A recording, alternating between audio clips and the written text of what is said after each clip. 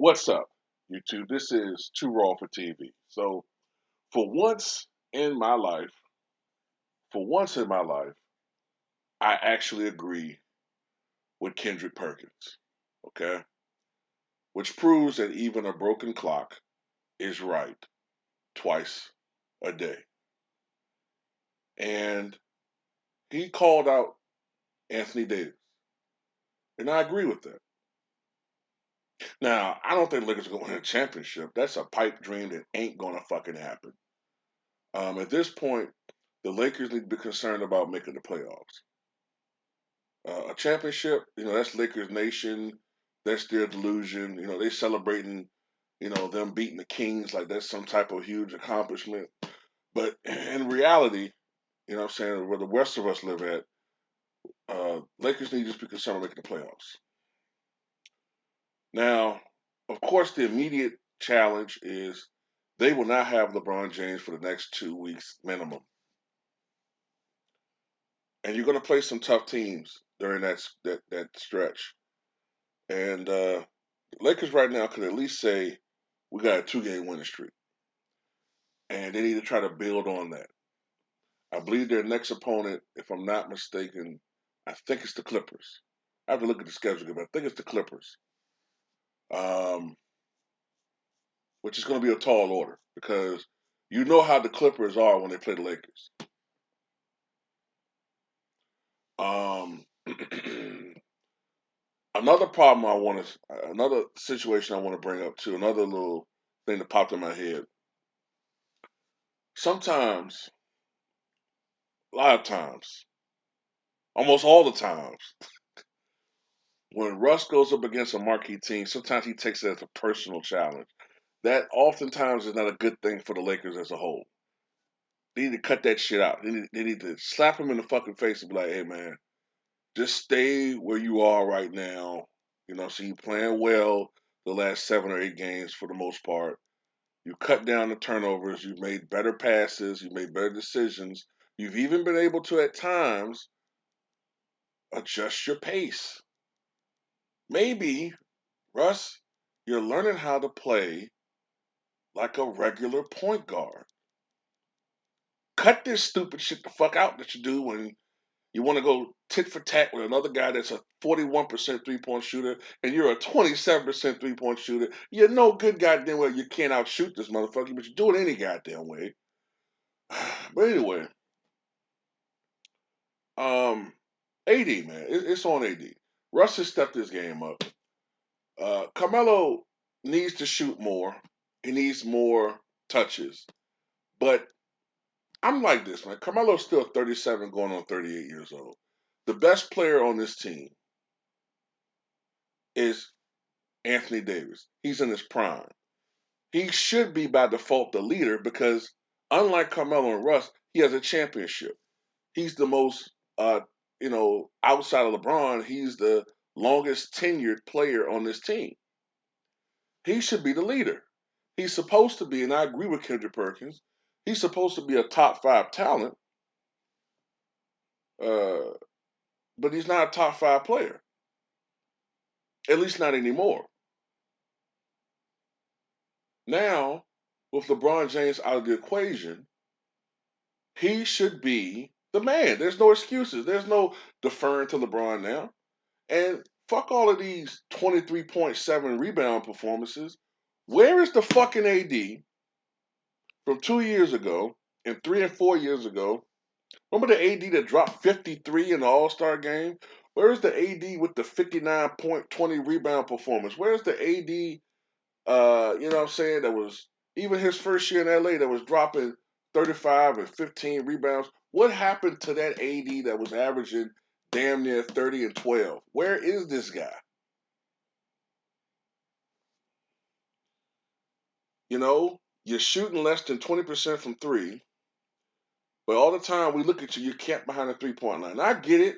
Some of it is spacing because of Westbrook's game. I get it, man. But look, bro, take your ass down low, man.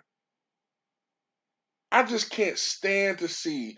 Look, it's one thing when you got a 38-year-old Patrick Ewing, you know what I'm saying, knees fucked up, uh, you know what I'm saying, all old and shit, arthritic. I see him shooting jumpers. I understand why. Because for him to take it to the basket at that age will take a lot out of him.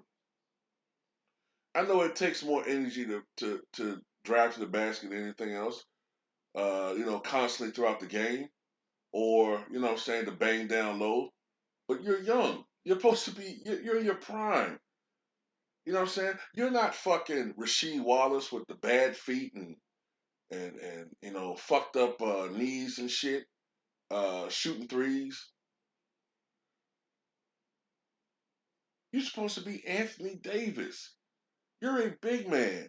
Why are you playing like fucking Peja Stojakovic? I don't understand it.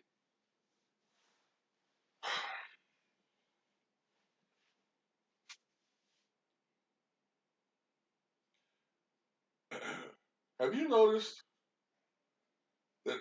that Anthony Davis has won a championship, right? But he doesn't get respect still. Think about that. Like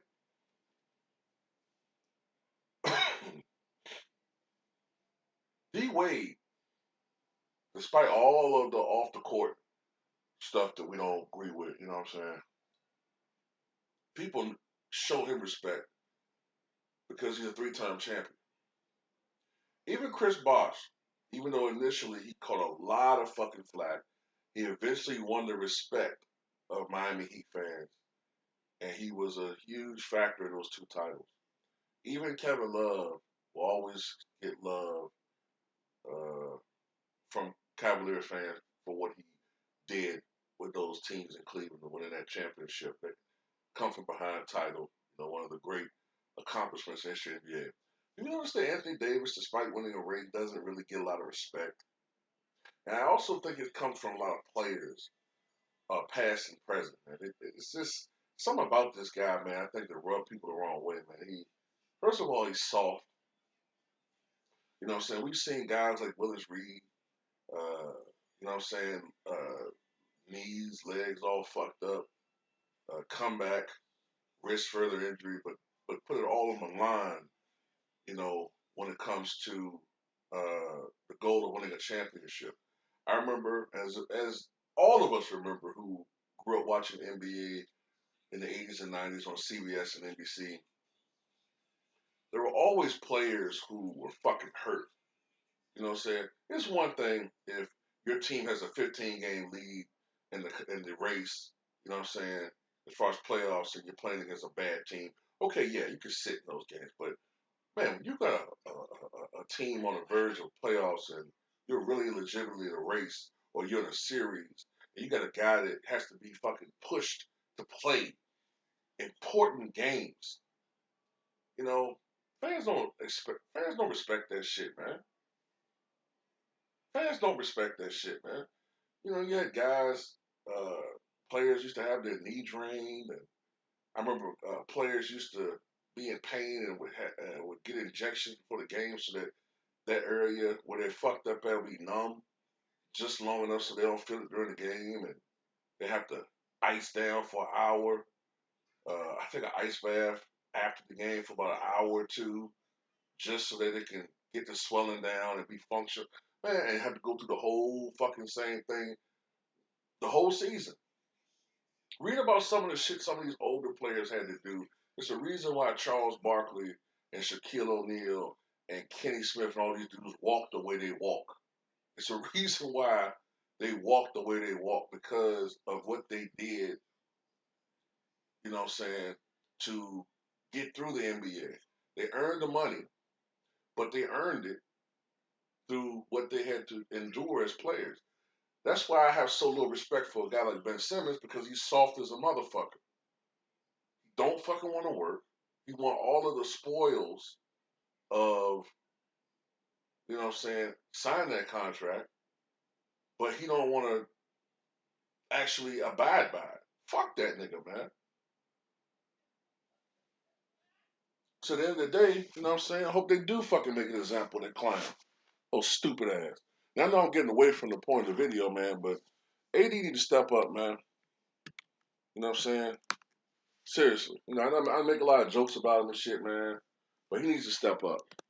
And when he does, what I'm saying, to get on a little 3-4 game winning streak, then we got to give him his props. Even though the Lakers should legitimately be top 3 with the talent they got in the West, but it is what it is. Tell me what you guys think.